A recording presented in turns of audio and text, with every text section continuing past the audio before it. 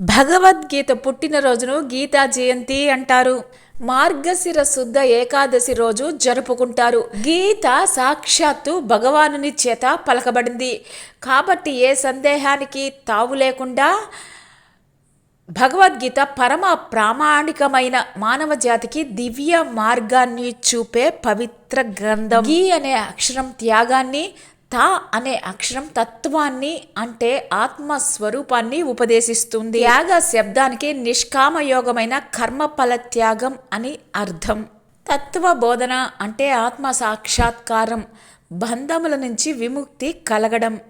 మానవాళికి సర్వ సమస్యలకు పరిష్కారాలు భగవద్గీతలో ఉన్నాయి. ద్వాపర యుగంలో కురుక్షేత్ర సంగ్రామంలో శ్రీకృష్ణ పరమాత్మ అర్జునుడి ద్వారా లోకానికి అందించిన బ్రహ్మ విద్య భగవద్గీత.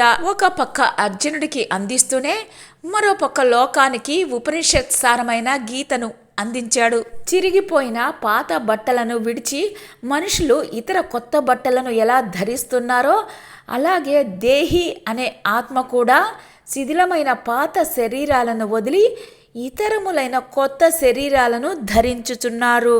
ఈ ఆత్మను ఆయుధాలేమీ కూడా ఛేదింపజాలవు. అగ్ని దహింపచాలదు, నీరు తడుపచాలదు, గాలి ఎండింపచాలదు.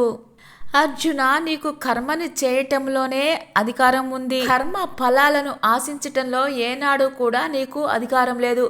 కర్మ ఫలాలకు నీవు కారణభూతుడవు కాదు. మరియు కర్మలు మానుటలో కూడా నీకు ఆసక్తి కలగకుండునుగాక. ఓ అర్జున, ఎప్పుడెప్పుడు ధర్మము క్షీణించి అధర్మము వృద్ధి అవుతూ ఉంటుందో అప్పుడప్పుడు నన్ను నేనే సృష్టించుకుంటూ ఉంటాను. సాధు సజ్జనులను సంరక్షించటం కోసం, దుర్మార్గులను వినాశనం చేయటానికి, ధర్మాన్ని చక్కగా స్థాపించటం కోసం నేను ప్రతి యుగంలోనూ అవతరిస్తూ ఉంటాను. భగవద్గీత రహస్యాలైన వేద అర్థాలకు అర్థం వంటిది. భగవద్గీత సారం అర్థమైతే మనం ఎవరిని ద్వేషించము. అన్ని జీవులలోనూ పరమాత్మ ఉన్నాడని ఎవరిని ద్వేషించినా తనను ద్వేషించినట్లే అంటాడు శ్రీకృష్ణుడు. భగవద్గీతను చదవడం కాదు, అర్థం చేసుకుంటే మన జీవితం సార్థకమవుతుంది. అందుకే ఆదిశంకరులు భజగోవిందంలో అంటారు, భగవద్గీతలో ఒక్క శ్లోకాన్ని అర్థం చేసుకొని జీవితంలో అనుసరించినా, కొద్దిగా గంగాజలం తాగినా, కృష్ణ పరమాత్మను పూజించినా వారికి మరణ సమయంలో యమదూతలతోటి చర్చ ఉండదు. వారికి మోక్షం లభిస్తుంది.